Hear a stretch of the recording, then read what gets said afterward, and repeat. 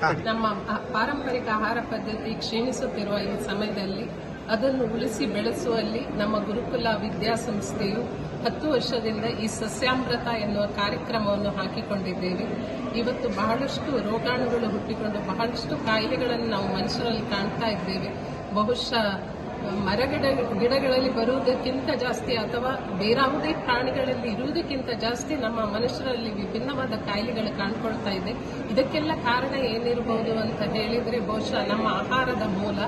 ಆಹಾರ ನಾವು ಸರಿಯಾಗಿ ಸೇವನೆ ಮಾಡಿದಾಗ ಋತುವಿಗೆ ಅನುಗುಣವಾಗಿ ನಮ್ಮ ಆಹಾರ ವೃದ್ಧಿಸಿಕೊಳ್ಳಲು ಸಾಧ್ಯ. ಈ ನಿಟ್ಟಿನಲ್ಲಿ ನಾವು ಈ ಕಾರ್ಯಕ್ರಮ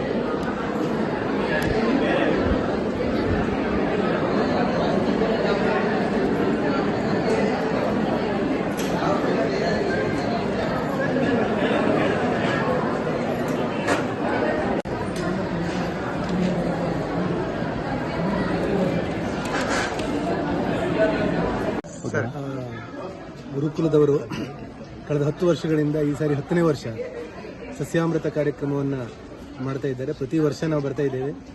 ಪ್ರತಿ ವರ್ಷ ಸ್ವಲ್ಪ ಬದಲಾವಣೆ ಆಗ್ತಾ ಇದೆ. ಈ ಸಾರಿ ಅಂತೂ ತುಂಬ ಒಳ್ಳೆಯದಾಗಿದೆ.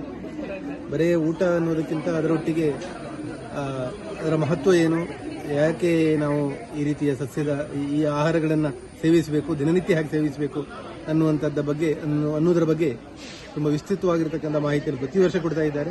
ಪ್ರತಿ ವರ್ಷ ಬೇರೆಯವರನ್ನು ಕರೆಸಿ ಮಾಹಿತಿ ಕೊಡ್ತಾ ಇದ್ದಾರೆ. ಹಾಗಾಗಿ ಊಟದೊಂದಿಗೆ ಆ ಮಾಹಿತಿ ಎರಡೂ ಕೂಡ ಪಡೆದಿದ್ದೇವೆ. ಈ ಬಾರಿ ತುಂಬ ಚೆನ್ನಾಗಿದೆ, ಕಾರ್ಯಕ್ರಮ ತುಂಬ ಚೆನ್ನಾಗಿದೆ, ಮಾಹಿತಿಯೂ ಚೆನ್ನಾಗಿದೆ. ಹಾಗೆ ಆಹಾರಗಳು ಕೂಡ ಅಷ್ಟು ತುಂಬ ಚೆನ್ನಾಗಿ ಅದನ್ನು ಸಿದ್ಧಪಡಿಸಿದ್ದಾರೆ. ಖಂಡಿತವಾಗಿಯೂ ಕೂಡ ಗುರುಕುಲ ಸಂಸ್ಥೆಯವರಿಗೆ ನಾನು ಈ ಬಗ್ಗೆ ಅಭಿನಂದಿಸ್ತೇನೆ.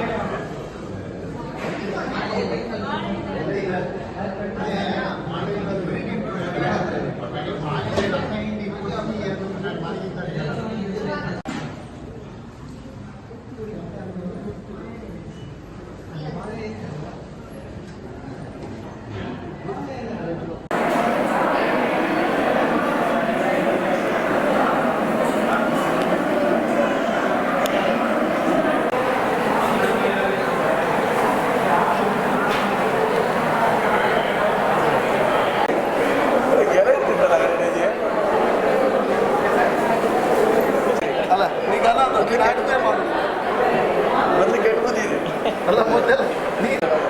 10 ಗಂಟೆಗೆ ಮನಸ್ಸು ಕೊಡೋದು ಇರ್ತಾರೆ ಮನಸ್ಸು ಏನಾದರೂ ಹೆಲ್ಪ್ ಮಾಡ್ಬೇಕಂತ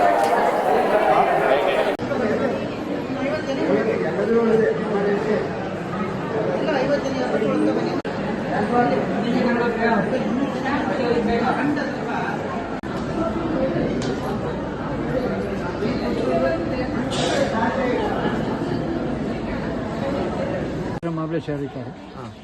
ನಮ್ಮ ಹೆಂಡತಿ ಮೇಯ್ನ್ ಅಡಿ ಇದಕ್ಕೆ ಇದು ಮಾಡುವಂಥ ಸೆಟ್ಟಿಂಗ್ ಮಾಡುವಂತೆಲ್ಲ ಅವರು. ನಾನು ಅವರ ಅಸಿಸ್ಟೆಂಟಾಗಿ ಕೆಲಸ ಮಾಡ್ತಾಯಿದ್ದೆ. ಇದು ಕೆಲವು ಉತ್ತರ ಕನ್ನಡದಿಂದ, ಕೆಲವುದು ಊರು ಮನೆಯಿಂದ, ಕೆಲವು ತೋಟದಿಂದ ಎಲ್ಲ ಕೊಯ್ಕೊಂಬಂದಿರೋದು ಸೊಪ್ಪುಗಳು. ಅದರಲ್ಲಿ ಗಡ್ಡಿಗಂಡೆ ಸೊಪ್ಪು, ಆಮೇಲೆ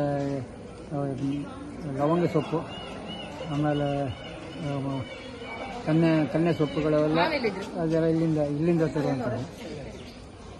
ಮತ್ತು ಈ ಹಲಸಿನ ಹಣ್ಣಿನ ಹೋಳಿಗೆ, ಆಮೇಲೆ ಹಲಸಿನ ಬೀಜದ ವಡೆ, ಆಮೇಲೆ ದಾಸವಾಳ ಸೊಪ್ಪಿನ ಇದು ಮಡಿವಾಳ ಸೊಪ್ಪಿನ ಇಡ್ಲಿ, ಹಾಗೆ ಎಲ್ಲ ಸುಮಾರು ಐಟಮ್ಗಳೆಲ್ಲ ಮಾಡ್ತಾಯಿದ್ದೇವೆ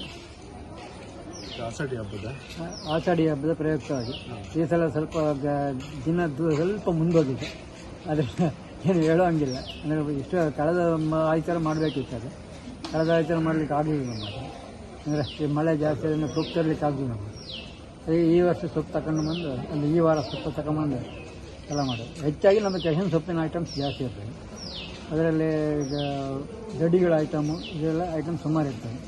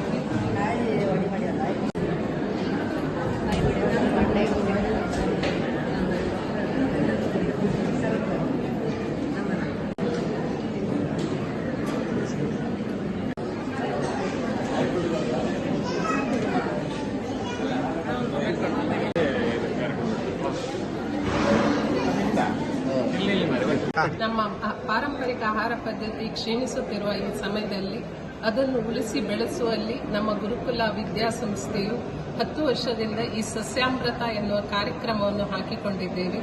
ಇವತ್ತು ಬಹಳಷ್ಟು ರೋಗಾಣುಗಳು ಹುಟ್ಟಿಕೊಂಡು ಬಹಳಷ್ಟು ಕಾಯಿಲೆಗಳನ್ನು ನಾವು ಮನುಷ್ಯರಲ್ಲಿ ಕಾಣ್ತಾ ಇದ್ದೇವೆ. ಬಹುಶಃ ಗಿಡಗಳಲ್ಲಿ ಬರುವುದಕ್ಕಿಂತ ಜಾಸ್ತಿ ಅಥವಾ ಬೇರಾವುದೇ ಪ್ರಾಣಿಗಳಲ್ಲಿ ಇರುವುದಕ್ಕಿಂತ ಜಾಸ್ತಿ ನಮ್ಮ ಮನುಷ್ಯರಲ್ಲಿ ವಿಭಿನ್ನವಾದ ಕಾಯಿಲೆಗಳು ಕಾಣ್ಕೊಳ್ತಾ ಇದೆ.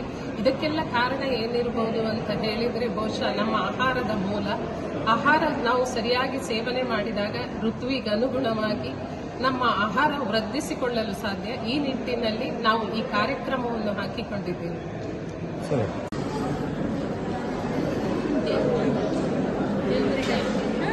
That's a very good